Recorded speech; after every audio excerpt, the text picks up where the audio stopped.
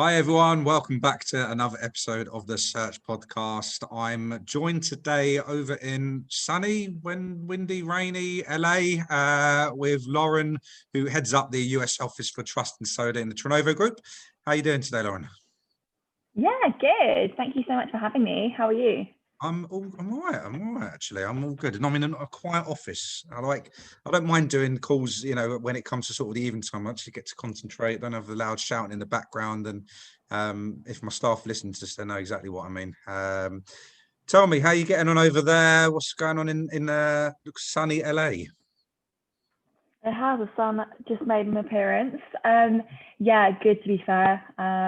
The market has been very strange this year. Of course. I actually only got here in March, so it's been a bit of a roller coaster, to be quite honest with you. But we've had the best week of both myself, my business partner, to Haley's career, and on for hopefully the best month, the best quarter. So yeah, really excited about kind of the rest of 2020.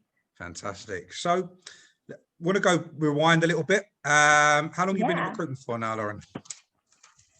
It was 6 years last week, to the dot. Amazing, fine. I know, I have wrinkles now. Did you always plan to go to the States, or was that something that just came about? Did you ask for it? No, not at all. So, yeah, basically, well, I was actually in the States, funnily enough, when I got the job interview. I used to work for ICR Partners, who are part of TechNet in Cheltenham.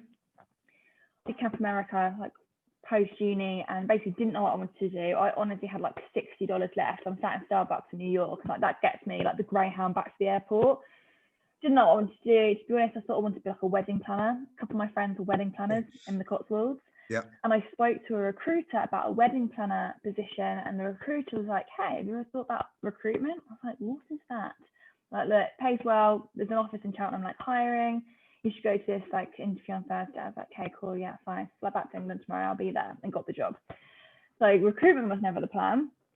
And then yeah, the US certainly wasn't the plan. I'd actually like bust with my partner in London when I got the job offer, like very settled in the UK. And yeah, my CEO is also a very good friend of mine. Ashley was like, look, we'd like to go and do this. A couple of gyms later, and yeah, what happened? And you was out sitting out in LA.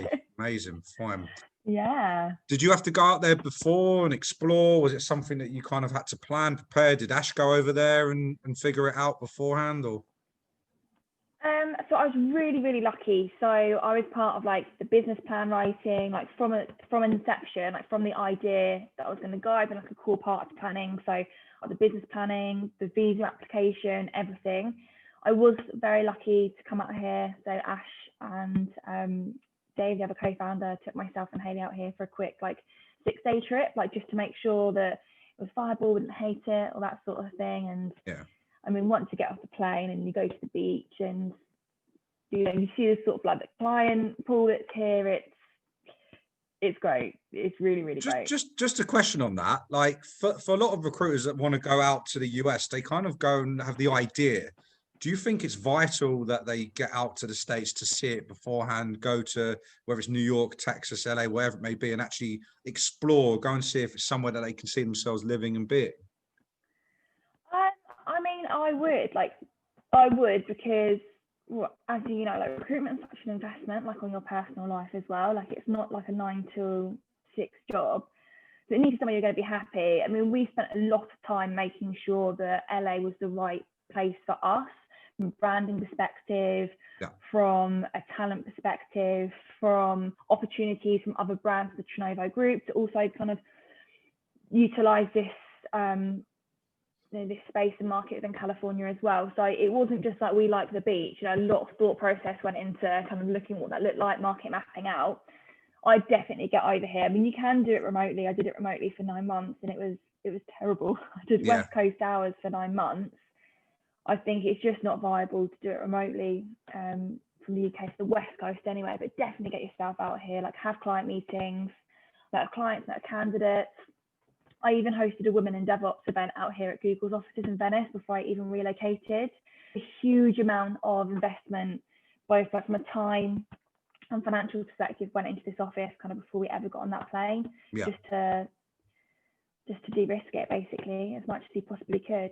Fantastic. And what a feeling, right? For you to be a part of this entire journey, and now, you've got a build out project over in the States, for you to build the right team. But how have you obviously I know that's kind of happening now and it's been kind of part of your plans, but how have you been getting on with this year and the difficulty of what's been going on and, being over there? And isn't it been a bit, correct me if it might be a bit lonely or not lonely? I know your other half. Tell me a bit about that. I mean, no one could have predicted this, right? There's been ups and downs, right? I've missed my best friend's wedding. It was my mum's 50th birthday yesterday, for example. The chance I won't be able to go home for Christmas. All of those ups and downs, that does take a toll on your mental health, which, is very important to being successful in a professional sense. But some really good things have been happening on the business. Like Women in Devops had a huge amount of growth, from creating inroads with clients I imagined I'll be able to work with. So they're the exciting things that keep me going, like on those down days. And very lucky to made some really lovely friends out here as well. Just so happens, a lot of them are British recruiters as well. But people were saying last time we spoke, everyone settled. sticks together, right? All the Brits in the States. It seems to be that way in New York as well, I've noticed. Yeah, literally it was a birthday party on Saturday. It was just all British recruiters, but all at the same thing, bit of pub and sunshine. Yeah, why not? Do you know what? Enjoy it. And if you're out there and they're your friends, right? Doesn't matter where you are. Exactly. Do you find the US market different to the UK market and how the whole recruitment function works? Is it challenging? Is it easy? Is it hard? What is it? Yeah, it's definitely challenging. Yeah. Definitely challenging, but a different sort of way.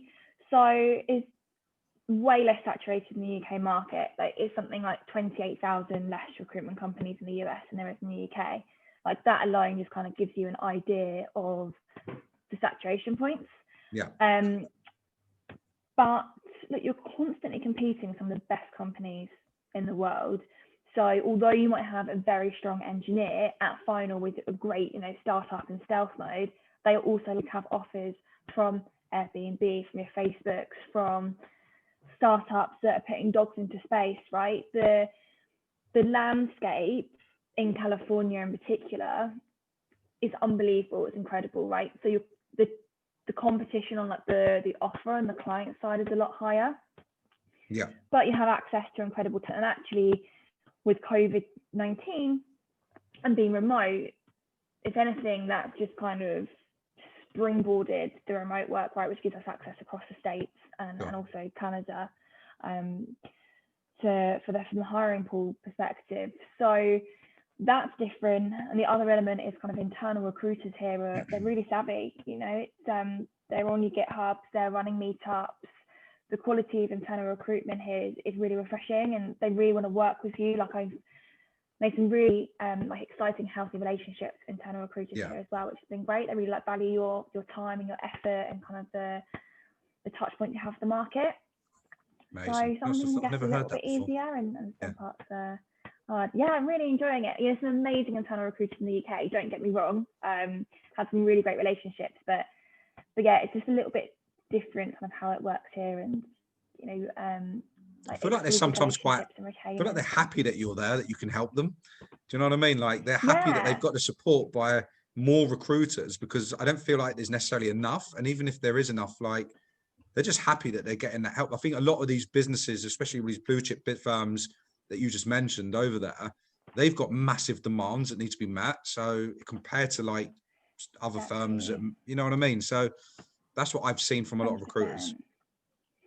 100%. And diversity and inclusion is so important to me. Like literally built my not entire career, but more recent career on that, just completely championing that and ensuring that, all our shortlists are diverse. We've really tapped into the diverse market. We're doing everything we can to support interview processes, negotiation, offers for diverse candidates. And that is received so well here. It seems like Silicon Valley and Los Angeles, San Diego, Austin, all these tech hubs in the US are, putting that at the forefront of their approach, and it's part of their strategies for 2020 and 2021. So that's been great as well to kind of really grow that aspect. And that's Trust and Solar's USP to some extent, is kind of slotting in, and that's part of our process. So that's also kind of the difference here, is that's way more like widely kind of not accepted, that's the wrong word to use, but yeah, hiring managers want to talk about it, CTOs want to talk about it, and really value our experience there. That's exciting as well.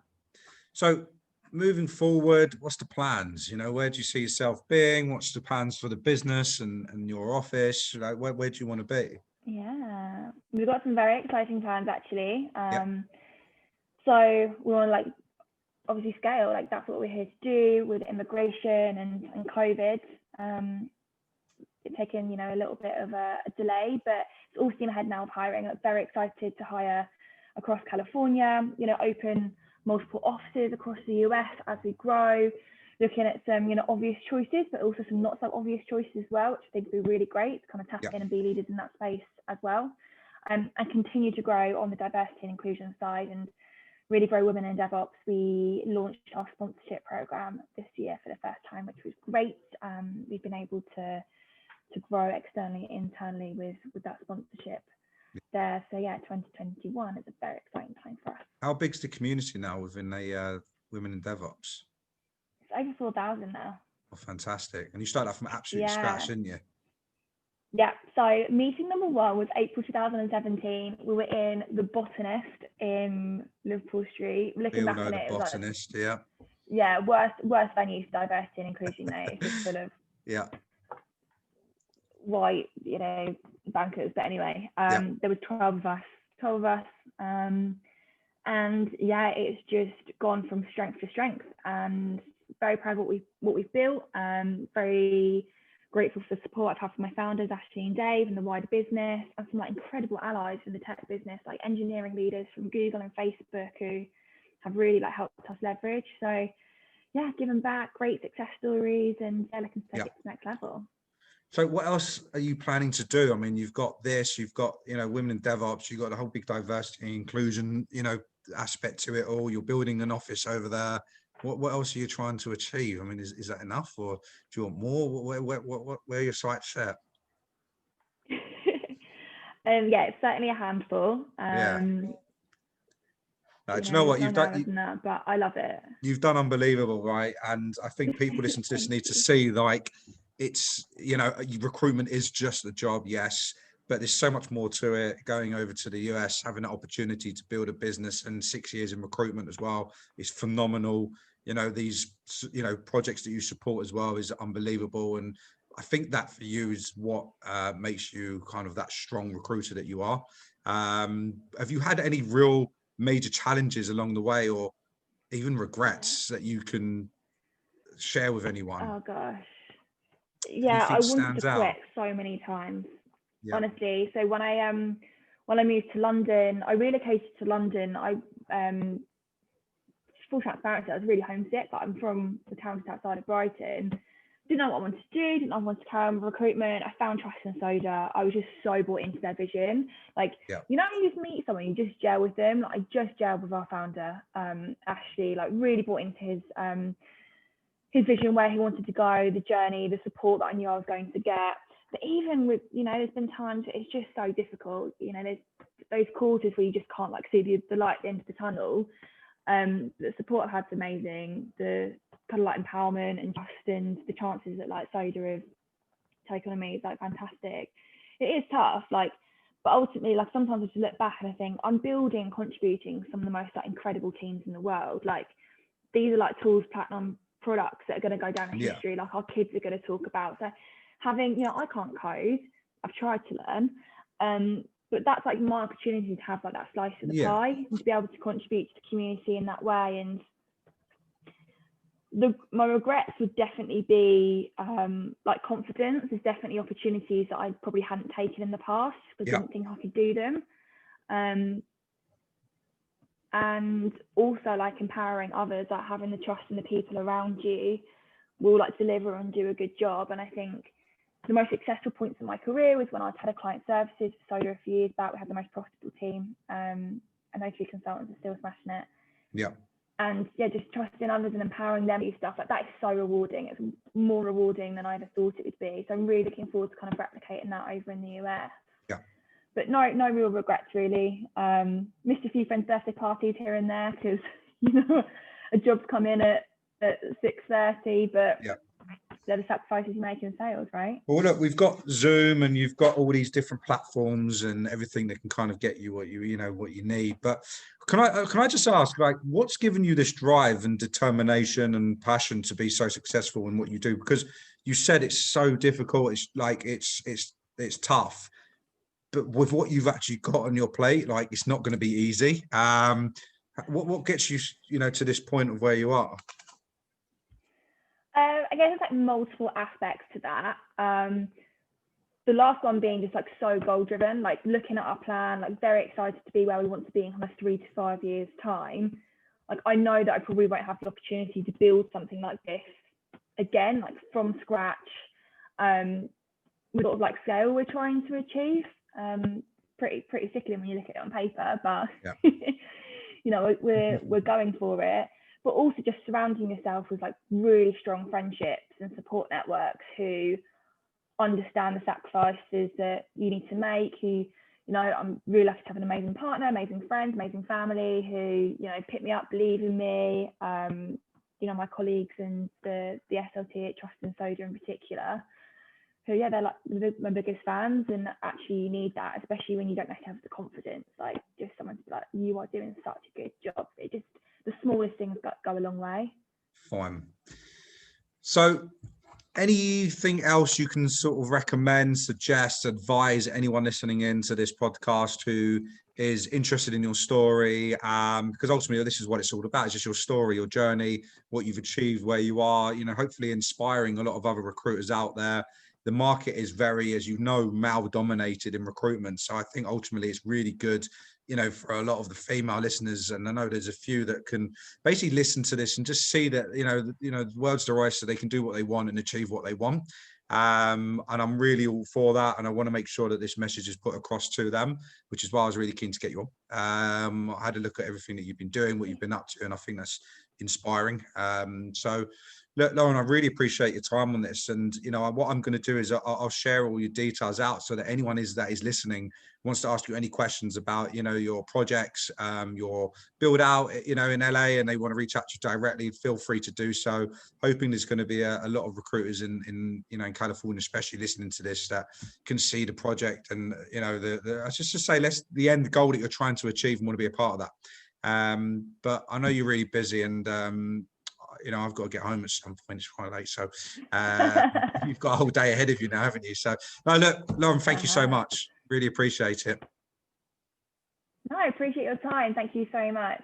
Absolute pleasure. Look, thank you. And we'll speak to you soon. Excellent. Cheers.